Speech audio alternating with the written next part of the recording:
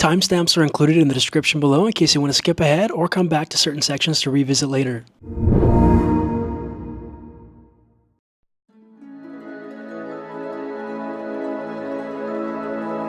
Tucked away in southeast Europe, Montenegro sits right on the Adriatic Sea, bordering Croatia, Bosnia and Herzegovina, Serbia, Kosovo, and Albania.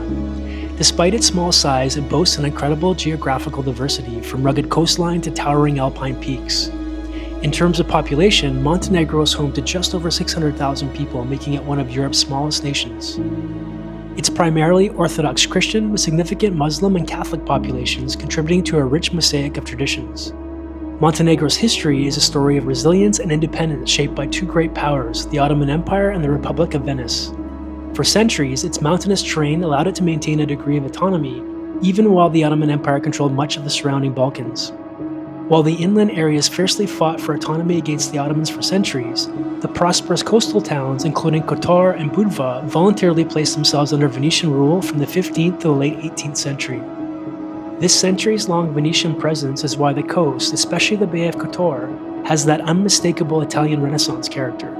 After Venice fell and subsequent periods of French and Austrian rule, the country spent most of the 20th century as part of Yugoslavia. It restored its full independence in 2006, marking a truly historic moment and giving rise to the modern country we explore today.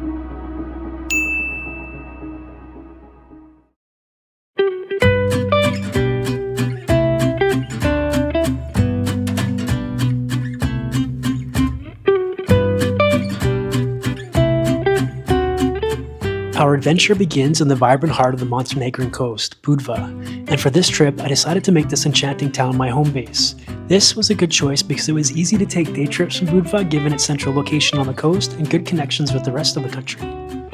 Stepping inside the ancient walls of the old town feels like traveling back in time, and you can immediately see the Venetian influence in the beautiful stone architecture. It's a labyrinth of narrow cobbled streets, charming squares, and historic buildings, all protected by defensive fortifications.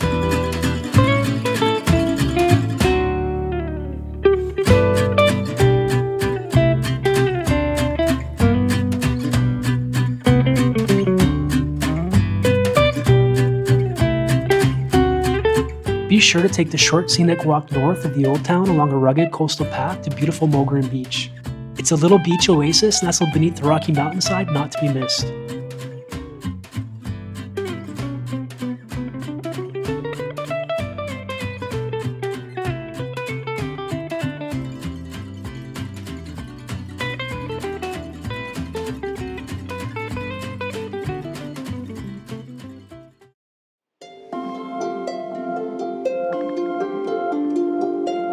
Next up, a highlight of any Montenegrin trip is a full-day boat excursion into the breathtaking Bay of Kotor. The entire Bay of Kotor area was the heart of the Venetian Republic's southernmost territory for centuries, and that legacy can be seen everywhere.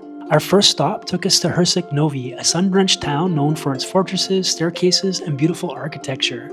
It's a relaxed place to wander and soak in the coastal atmosphere.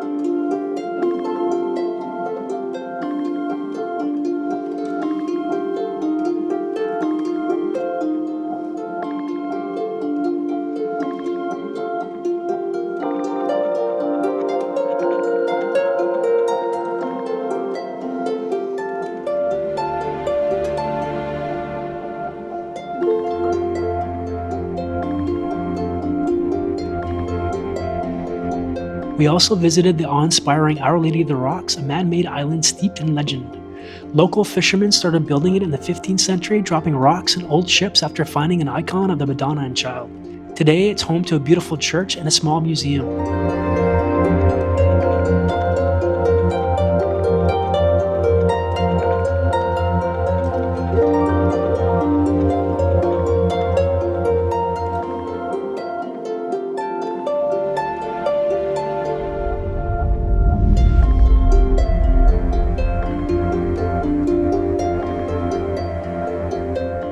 And finally, we arrived at the crown jewel of the bay, Kotor.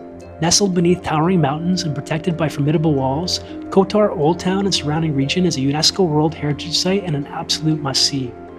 Its medieval streets are alive with history and charming cafes, restaurants, and bars. Again, you will want to wander and soak up the amazing atmosphere here.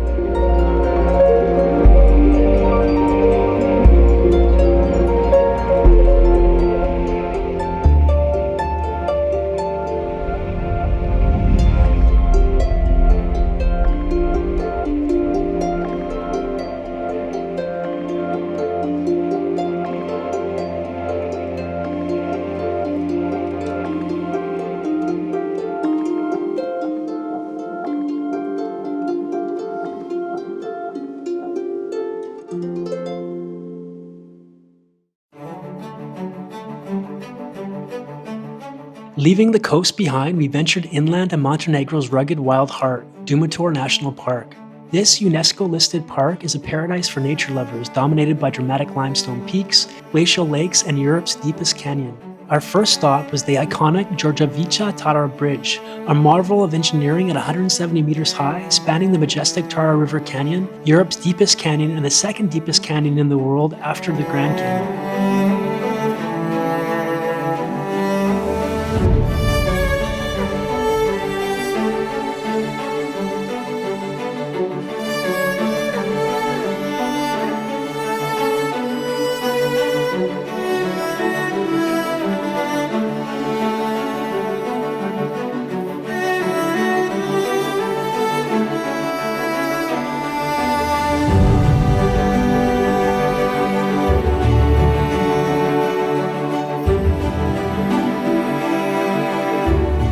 Later, we discovered the serene beauty of Black Lake. It's the largest and most famous of Durmitor's 18 glacial lakes, often called Mountain Eyes. A peaceful walk along its shore is the perfect way to immerse yourself in the tranquility of this incredible landscape.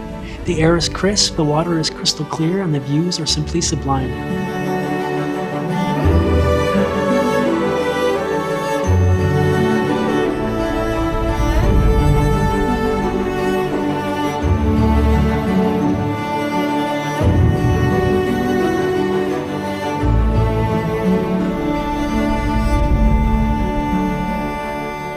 Durmitor truly showcases Montenegro's wild beauty and should not be skipped.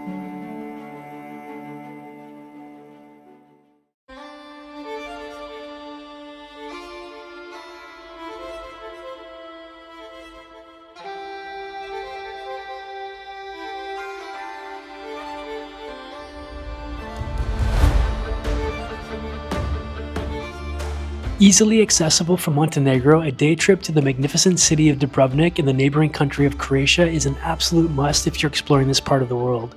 Stepping into Dubrovnik's old town, you immediately understand why it's called the Pearl of the Adriatic. Its formidable walls, gleaming limestone streets, and architecture are stunning. Wandering around the ancient city truly feels like stepping onto a movie set, and for many Game of Thrones fans, this is King's Landing. It's a captivating blend of history, culture, and undeniable beauty that perfectly complements Montenegro's rugged charm. While a day trip from Budva was easy to do, be prepared for possible delays at the border, and as soon as we arrived, I wish we had more time to spend in this beautiful city. If you can fit it in your itinerary and budget, I suggest spending at least one night here so you don't feel rushed on a day trip.